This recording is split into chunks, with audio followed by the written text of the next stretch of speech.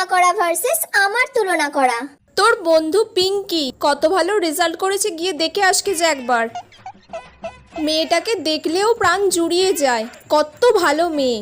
আর তুই? হ্যাঁ, ও ভালো রেজাল্ট করেছে, আমি শুনেছি। উফ বাবা কি গরম। ওই পাড়ার মিতা টাকা জমিয়ে মাকে পুজোয় শাড়ি কিনে দিয়েছে, আর আমার মেয়ে। ঠিক আছে মা, পরের বারের পুজোয় আমিও টাকা জমিয়ে তোমার জন্য শাড়ি কিনে দেব। থাক মা, তোমাকে আর টাকা খরচা করে আমার জন্য শাড়ি কিনতে হবে না। দূর বাবা। মা, আমি আর মালতী কাকিমার মেয়ে তো এবারে খুব ভালো রেজাল্ট করেছি। আমিও ক্লাসের টপার হয়েছি আর ও ক্লাসের টপার হয়েছে, তাহলে ওর মা ওকে একটা ফোন গিফট করেছে, তুমিও আমাকে একটা ফোন গিফট করো। সব সময় এর তার মায়ের সঙ্গে নিজের মায়ের তুলনা করবি না, সব সময় জানবি নিজের মাই সব থেকে সেরা হয়।